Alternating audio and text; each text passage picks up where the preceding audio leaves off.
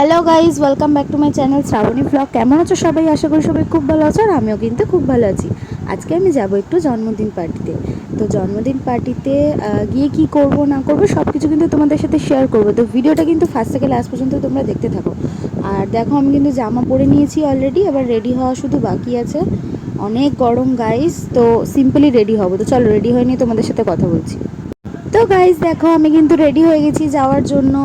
আমাকে কেমন লাগছে তোমরা কিন্তু কমেন্ট সেকশনে কমেন্ট করে জানিও অবশ্যই।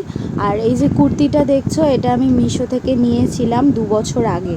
তো ওই কুর্তিটা খুব উঠেছিল সেই টাইমে, মানে খুব চলছিল আর কি কুর্তিটা। তো সেই জন্য আমিও কিনে নিয়েছিলাম। আমার আমার তো এমনিতেও এই কালারটা খুব ভালো লাগে। আর তো তোমাদের কার কার এই কুর্তিটা রয়েছে আমাকে কমেন্ট করে জানাবে। আর কুর্তিটার কালারটা কেমন লাগছে আর আমাকে কেমন লাগছে সেটা জানাবে। আমি কিন্তু একদম সিম্পল সেজেছি, কিচ্ছু মেকআপ করিনি, তোমরা দেখতেই পাচ্ছ একদম সিম্পলই যাব। খুবই গরম, এত গরমে একটু ইচ্ছা করছে না যে সাজি গুজি বা মেকআপ করি। আমার একদম যাওয়ারই ইচ্ছা ছিল না, তো পাশাপাশি তো সেই জন্য ভাবলাম যে যাই, একটু আনন্দ করি, ঘুরে আসি, মনটাও ভালো হবে, ফ্রি হবে। তো সেই জন্য দেখো, আমি সিম্পলি রেডি হয়ে গেছি। তো চলো, ওখানে গিয়ে কী করবো সেগুলো সব কিন্তু তোমাদের সাথে শেয়ার করবো। তো ফাইনালি আমি কিন্তু ঢুকছি জন্মদিন পার্টিতে গাইস। দেখো, আমার বাড়ির একদমই পাশের বাড়িতে, তো সেই জন্য আমি একটু লেট করেই গেছিলাম। আর এখানে দেখো, সবাই এখনও কাজ করছে, রান্না এখনও কমপ্লিট হয়নি, চলছে। আর এই যে হচ্ছে বার্থডে গার্ল, কাকিমার পাশে দাঁড়িয়ে রয়েছে রান্নাঘরে। আর এটা হচ্ছে বার্থডে গার্লের বোন। আর বাইরে রয়েছে বার্থডে গার্লের মেজো বোন, আমার মেয়েকে কোলে করে নিয়ে দাঁড়িয়ে ফোনে এখন বিজি। তো চলো, ভিতরে সবাই রয়েছে, ভিতরে দেখা। এটা হচ্ছে বার্থডে গার্লের মামার মেয়ে।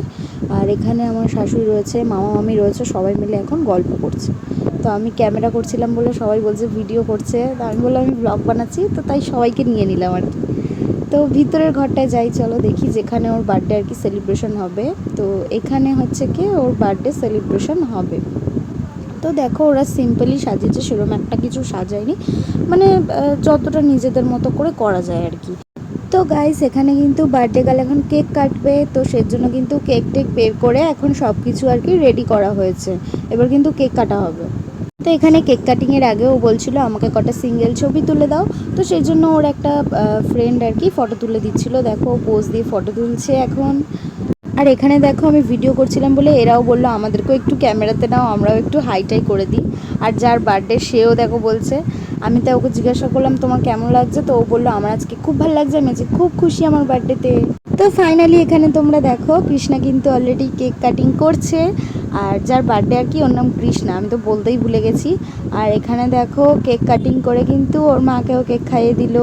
এবার একে একে সবাইকে আর কি কেক খাইয়ে দেবে। আর কৃষ্ণা কিন্তু আমাকেও কেক খাইয়ে দিল, কেকটা কিন্তু ভীষণ টেস্টি ছিল। আর আমার অবস্থাটা দেখো গাইজ, যেহেতু ফ্যান অফ করে কেক কাটা হচ্ছিলো, তো আমার হাল দেখো।